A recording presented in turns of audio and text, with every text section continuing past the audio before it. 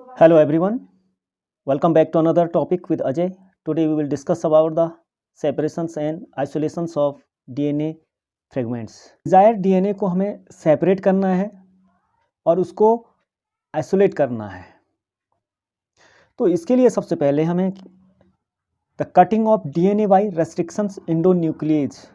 तो जो DNA है, DNA को कट करने के लिए एक एंजाइम का यूज किया जाता है, restrictions endonuclease.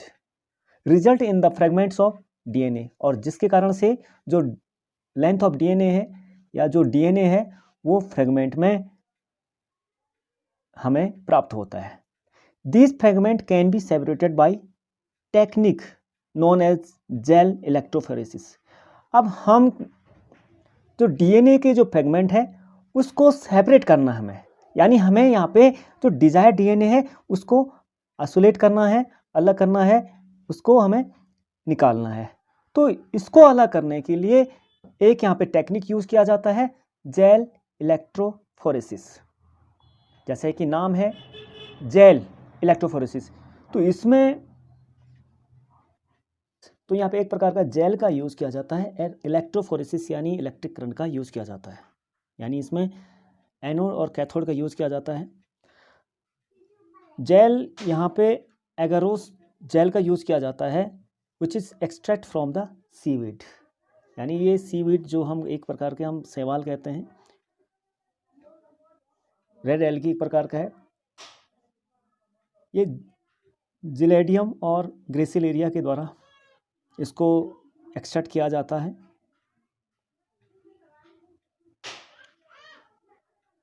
Since DNA fragment are negative charge, तो हम जानते हैं कि जो डीएनए फ्रेगमेंट है इसमें नेगेटिव चार्ज होता है.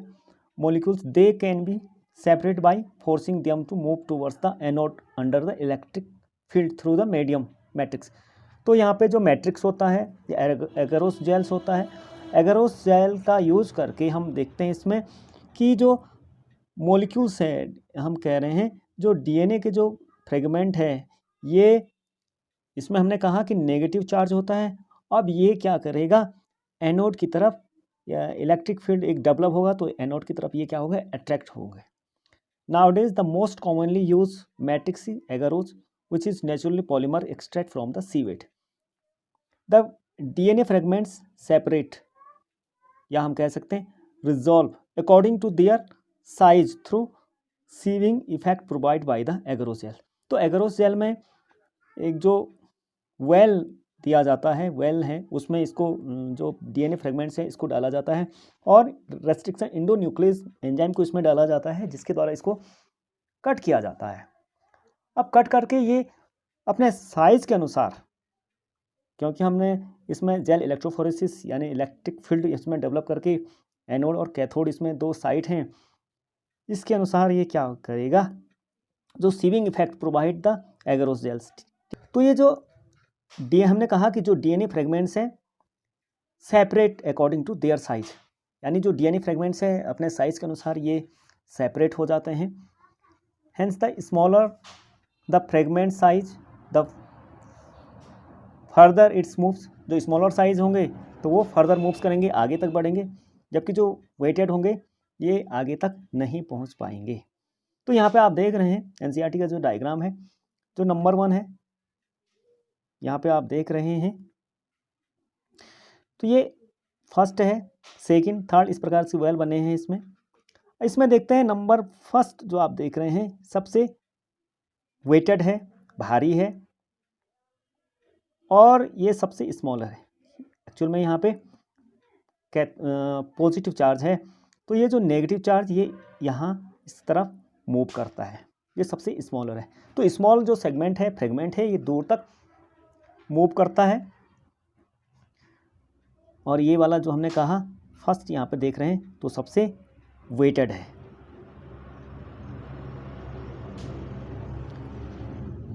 The separated DNA fragments can be visualise only after staining the DNA with compound known as ethidium bromide. तो जो डीएनए है यहाँ पे हम देख रहे हैं, यहाँ पे हम विजुलाइज करने के लिए इसको स्टैनिंग कर लिया जाता है. स्टैनिंग यानी एक प्रकार का इसको स्टैंड करने के होता है डीएनए को with compound known ethidium bromide, यानी जो कंपाउंड है इसका नाम इथीडियम ब्रोमाइड। इस साल के नीट में ये पूछा गया था।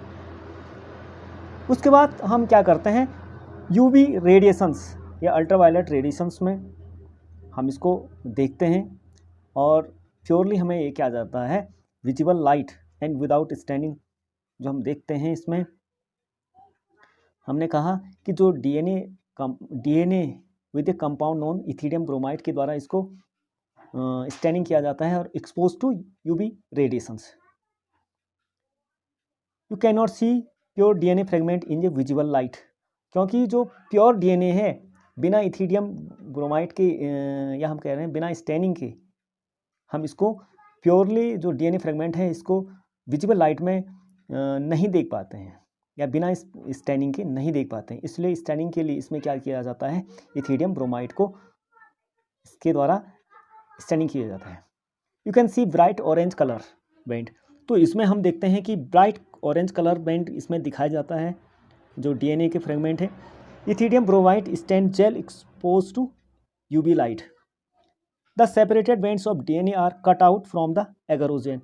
अब जो डिजायर डीएनए है, हमें जिस डीएनए की या जिस डिजायर डीएनए की रिक्वायरमेंट है उसको हम उससे क्या कर लेते हैं, एक्सट्रैक्ट कर देते हैं, यानी जेल के पीस से इसको एक्सट्रैक्ट कर देते हैं। This step is non illusions, और जो जेल है इलेक्ट्रोफोरेसिस जेल से डीएनए के फ्रेगमेंट को सेपरेट करना या अलग करना इल्यूशन कहा जाता है। इस प्रकार के जो सेगमेंट है इसको माना ये वाला सेगमेंट हम अलग कर रहे हैं, ये वाला सेगमेंट अलग कर रहे हैं, तो एगरोस जेल से डीएनए के सेगमेंट को अलग करना ये कहलाता है इल्यूशन।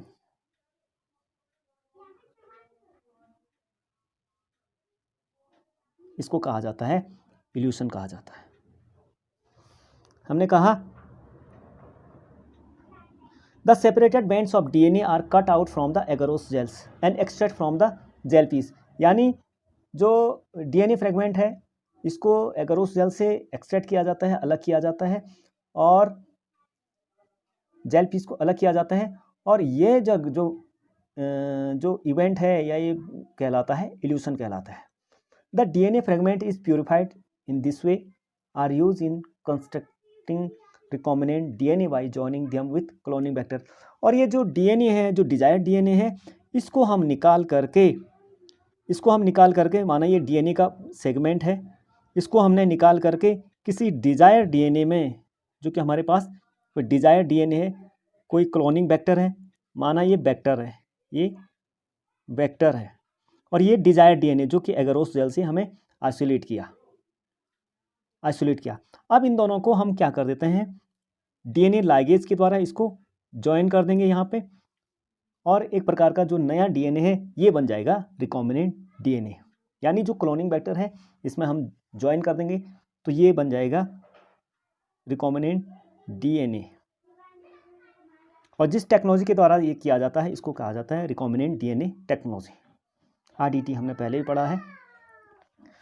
तो ये जो वेक्टर है, the DNA fragments purified in way are use in construction recombinant DNA by joining them with cloning vector. जो डीएनए है, यानी हमने कहा जो वेक्टर है, इस डीएनए को वेक्टर में ऐड कर देते हैं तो ये बन जाता है क्लोनिंग वेक्टर। आई होप आपके समझ में आएगा। Thank you.